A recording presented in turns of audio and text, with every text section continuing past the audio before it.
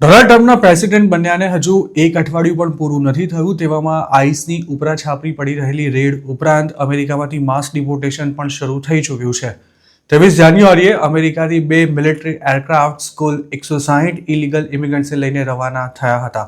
American અધિકારીઓના જણાવ્યા અનુસાર ટેક્સાસના ફોર્ટ બ્લિસના બિગ્સ આર્મી એરફિલ્ડ પરથી ટેક ઓફ થયેલા આ બંને એરક્રાફ્ટ ગ્વાટેમાલા મોકલવામાં આવ્યા હતા. જે ઇમિગ્રન્ટ્સને આ ફ્લાઇટમાં મોકલવામાં આવ્યા હતા તેમણે હાલના દિવસોમાં જ મેક્સિકો બોર્ડર પરથી અરેસ્ટ કરાયા હતા. ટ્રમ્પે માસ ડિપોર્ટેશનમાં મિલિટરીને પણ સામેલ કરવાની વાત કરી હતી. મેક્સિકો બોર્ડર પર 1500 જેટલા સૈનિકોને તૈનાત કર્યા બાદ હવે મિલિટરી એરક્રાફ્ટ્સમાં જ અનડોક્યુમેન્ટેડ ઇમિગ્રન્ટ્સનું ડિપોર્ટેશન પણ શરૂ કરવામાં આવ્યું છે અને આગામી દિવસોમાં વધુ ફ્લાઇટ્સ પણ રવાના થવાની તૈયારીમાં છે.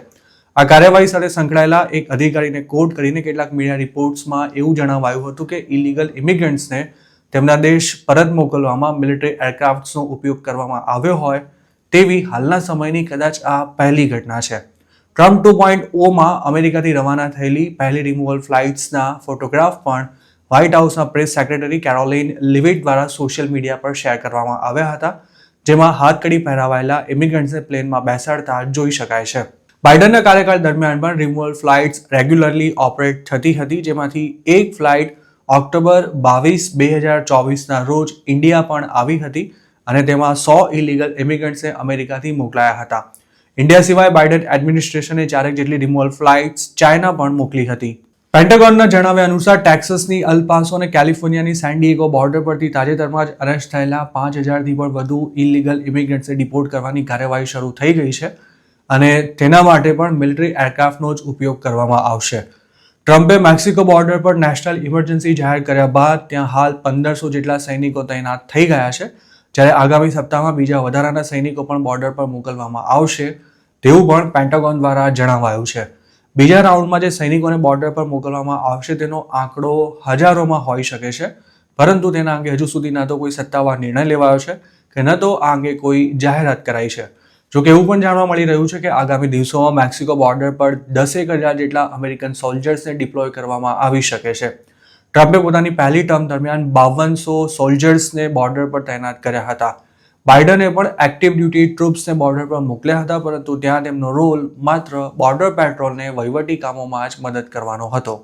આ પહેલા આઈસ દ્વારા કરાયેલી એક જાહેરાતમાં જણાવાયું હતું કે 23 જાન્યુઆરીના રોજ એજન્સીએ અમેરિકાના અલગ અલગ સ્થળોએથી 538 જેટલા ઇલીગલ ઇમિગ્રન્ટ્સને અરેસ્ટ કર્યા હતા, જ્યારે આ ટાર્ગેટેડ રેડ્સ દરમિયાન 373ને ડિટેન કરાયા હતા. આઈસ અત્યાર સુધીમાં મેસેચ્યુસેટ્સ, ન્યુયોર્ક, ન્યૂજર્સી સહિતના સ્ટેટ્સમાં રેડ કરી ચૂકી છે અને તેનો વ્યાપ આગામી દિવસોમાં વધારવામાં આવશે. આ રેડ દરમિયાન જેટલા પણ લોકો અરેસ્ટ થઈ રહ્યા છે તેમને ડિટેન્શનમાં રાખવાને બદલે તાત્કાલિક ડિપોર્ટ કરવામાં આવશે. ઇલીગલ ઇમિગ્રન્ટ્સ પર ભીંસ વધારી રહેલું ટ્રમ્પ એડમિનિસ્ટ્રેશન હવે વર્ક પ્લેસ પર પણ રેડ શરૂ કરી ચૂક્યું છે. ન્યૂજર્સીમાં ગુરુવારે એક હોલસેલ સ્ટોર પર વોરંટ વિના જ ધસી આવેલા આઈસના એજન્ટ્સે વર્ક પરમિટ વિના કામ કરતા કેટલાક એમ્પ્લોઈઝને અરેસ્ટ કર્યા હોવાની વાત બહાર આવતા મોટો હોબાળો પણ થયો હતો, પરંતુ આઈસની કાર્યવાહીમાં તેનાથી કોઈ ફરક પડે તેવી કોઈ શક્યતા હાલ નથી દેખાઈ રહી.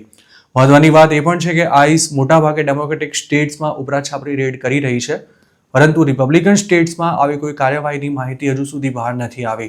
જોકે આ સ્ટેટ્સમાં પણ આગામી દિવસોમાં લોકલ પોલીસ ઇમિગ્રેશન એન્ફોર્સમેન્ટને લગતી કાર્યવાહીમાં સામેલ થઈ શકે છે. ટ્રમ્પના બોર્ડરઝાર ટોમ હોમને આગામી દિવસોમાં શિકાગોમાં પણ ઇમિગ્રેશન રેડ્સ કરવામાં આવશે તેવું નિવેદન તાજેતરમાં જ આપ્યું હતું.